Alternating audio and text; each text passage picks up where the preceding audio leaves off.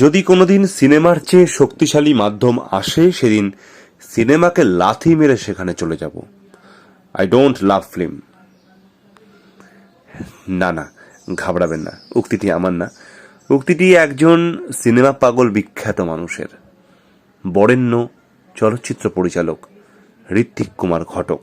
হ্যাঁ, তার কথাই আজকে আমি বলতে চলেছি। পৃথিবীর ইতিহাসে পারমাণবিক আগ্নেয়াস্ত্র আবিষ্কার হয়েছিল 1945 সালের 16ই জুলাই, আর বাংলা ও বাঙালির ইতিহাসে একজন ঋত্বিক কুমার ঘটক জন্মগ্রহণ করেছিলেন 1925 সালের 4 নভেম্বর ঢাকা, বাংলাদেশে। গায়ে পাঞ্জাবি, কাঁধে শান্তিনিকেতনী ঝোলা, সদা খোঁচা দাড়ি আর কালো ফ্রেমের লেন্সের ঝাপসা চোখের নিম্ন মধ্যবিত্ত চাদরে আবৃত ঋত্বিক ঘটক মদ হাতে প্রায় বলতেন, আমি এক মাতাল, ভাঙা বুদ্ধিজীবী, ব্রোকেন ইন্টেলেকচুয়াল। কাটার ঊর্ধ্বে কেবল ফুলই হয়, সুন্দর যেমন তেমন বিচিত্র ছিলেন ওনার জীবনযাপন, চলাচল আর কাজের মধ্যেকার সম্পর্ক। চোখ থেকে চশমার দূরত্ব যতটুকু, ঠিক ততটুকুই দূরত্বেই বরাবর জীবকে দেখতে চেয়েছিলেন তিনি। তার প্রতিচ্ছবিও দেখা গিয়েছে ওনার সকল সৃষ্টিতে। বহরমপুর কৃষ্ণনাথ কলেজ থেকে বিএ ডিগ্রি অর্জন করেন। 1950 সালে কলকাতা বিশ্ববিদ্যালয়ে ইংরেজিতে MA কোর্স শেষ করেও পরীক্ষাটা আর ঠিক শেষ অবধি দেয়া হয়ে ওঠেনি তার।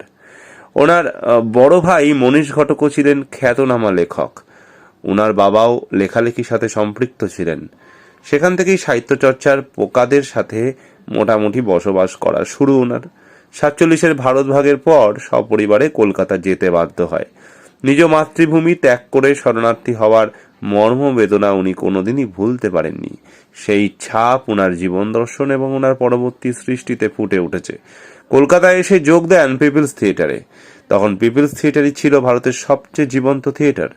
সেই থিয়েটারের পশ্চিমবঙ্গ ভিত্তিক সংগঠনে ছিলেন ঋত্বিক কুমার ঘটক। লেখালেখির পোকাদের সাথে জীবনযাপন আস্তে আস্তে বন্ধু বান্ধবে পরিণত হতে শুরু করে। অভিনয়ের পাশাপাশি নাটক লেখা শুরু করলেন, যোগ দিলেন সাম্রাজ্যবাদ এবং ব্রিটিশ বিরোধী নাট্য আন্দোলনে। আস্তে আস্তে লেখালেখির চেয়ে নাটকে বেশি ঝুঁকে পড়লেন তিনি।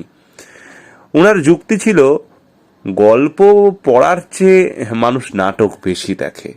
ওনার সৃষ্টিকে জনমানুষের বিশাল গভীরতায় পৌঁছে দেওয়ার প্রবণতা ওনার বরাবরই ছিল।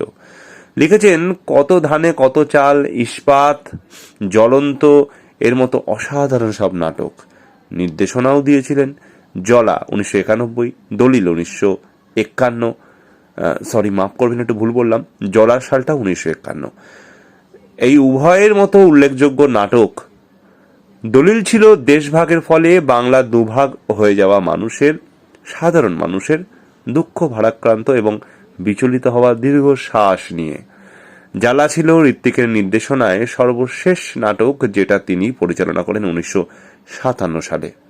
তার কিছুদিন পরেই চিদানন্দ এবং সত্যজিৎ রায়ের সৃষ্ট কলকাতা ফিল্ম সোসাইটির দৌলতে তিনি ডিসিকার বাইসাইকেল থিপস এবং আকিরা কুরোসাওয়ার জাপানি ফিল্ম রসমানের মতো ফিল্মগুলো দেখার সুযোগ পান। এরপর তিনি উপলব্ধি করেন যে হয়তো নাটকের চেয়ে সিনেমাতে উনি ওনার গল্পগুলোকে বেশি মানুষের কাছে পৌঁছে দিতে পারবেন। তার ভাষ্যমতে, ছবি মানুষ দেখে, ছবি দেখানোর সুযোগ যতদিন থাকবে ততদিন ছবি দেখানোর জন্য আর নিজের পেটের ভাতের জন্য ছবি করব। কালকে বা 10 বছর পরে যদি সিনেমার চেয়ে ভালো কোনো মিডিয়াম বেরোয় আর 10 বছর পর যদি আমি বেঁচে থাকি, তাহলে সিনেমাকে লাথি মেরে আমি সেখানে চলে যাব। সিনেমার প্রেমে নেশায় আমি পড়িনি। I do not love film. এখন প্রশ্ন হতে পারে, তিনি ফিল্ম ভালোবাসেন না, কিন্তু শিল্পচর্চার মাধ্যমে অধিক মানুষের কাছে পৌঁছানো তার এই তাগিদের উদ্দেশ্যটা কি? এই বিষয়ে ঋত্বিক ঘটকের মতামত ছিল, প্রতিবাদ করা শিল্পীর প্রথম এবং প্রধান দায়িত্ব। শিল্প ফাজলামির বিষয় নয়। যারা প্রতিবাদ করছে না তারা অন্যায় করছে। শিল্প দায়িত্ব। আমার অধিকার নেই সেই দায়িত্ব এড়িয়ে যাওয়ার। শিল্পী সমাজের সঙ্গে আষ্টে পৃষ্ঠে বাঁধা, সে সমাজের দাস। এই দাসত্ব স্বীকার করে তবে সে ছবি করবে। তিনি ছিলেন স্ফটিকের মতো স্বচ্ছ আয়না, যে আয়নায় সমাজ জীবনের মানুষ তাদের স্পষ্ট চেহারা দেখতে পেতেন। হয়তো তখনকার সমাজের কিছু মানুষ তাদের ওই চেহারাটাকে এতটা স্পষ্ট দেখতে ভয় পেত। তা উনার প্রথম সিনেমা নাগরিক থেকেই বোঝা যায়। যদিও উনার জীবদ্দশায় এই সিনেমা মুক্তি পায়নি। মুক্তি পাওয়া উনার প্রথম ছবি ছিল অযান্ত্রিক। অভাব অনটন ঝোলায় নিয়েও তৈরি করেছেন মেঘে ঢাকা তারা, যুক্তিতক্ক গপ্প, বাড়ি থেকে পালিয়ে, তিতাস একটি নদীর নামের মতো কালজয়ী সব সিনেমা। অযান্ত্রিকের সময় থেকে ঋত্বিকের অল্প অল্প মদ্যপানের শুরু। 1962 সালে বানালেন স্বল্প দৈর্ঘ্য চলচ্চিত্র সিজার্স। 1963 সালে ডকুমেন্টারি ওস্তাদ আলাউদ্দিন খান। এই সময় বগলার বঙ্গদর্শন নামে একটি সিনেমার কাজ শুরু করলেও আর শেষ করে উঠতে পারেননি।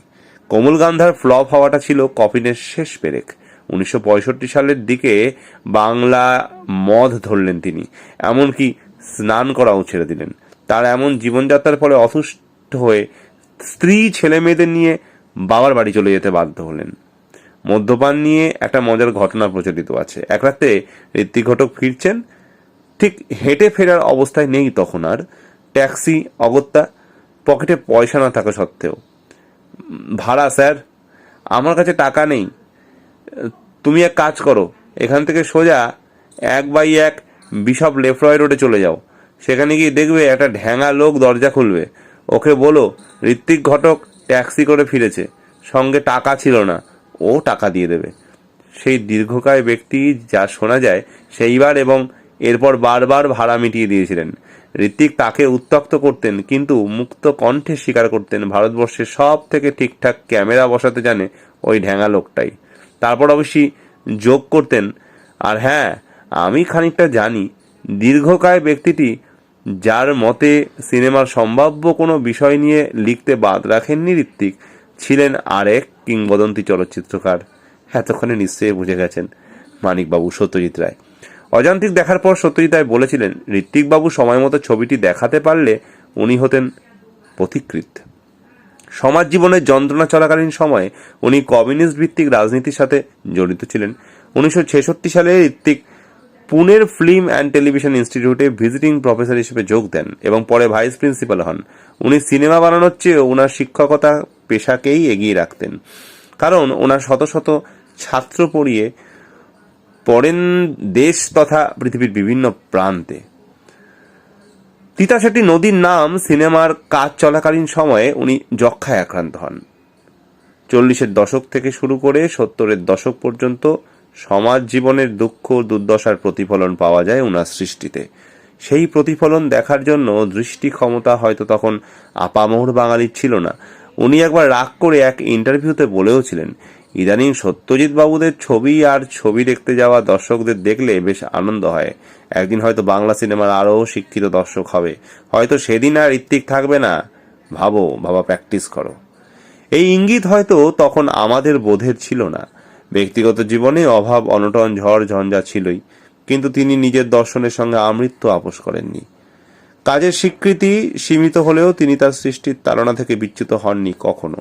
স্ত্রী সুরমা ঘটককে তিনি বলতেন, লক্ষ্মী, টাকাটা তো থাকবে না, কাজটা থাকবে। তুমি দেখে নিও, আমি মারা যাওয়ার পর সবাই আমাকে বুঝবে। একবার ইন্টারভিউতে অনেক বিরতি দিয়ে ছবি বানানো নিয়ে এক সাংবাদিক ওনাকে প্রশ্ন করলেন। উনি সরাসরি বলেন, দেখুন, আমি পরিচালক আর স্রষ্টার মধ্যকার একটা পার্থক্য খুব পরিষ্কার চোখে দেখি।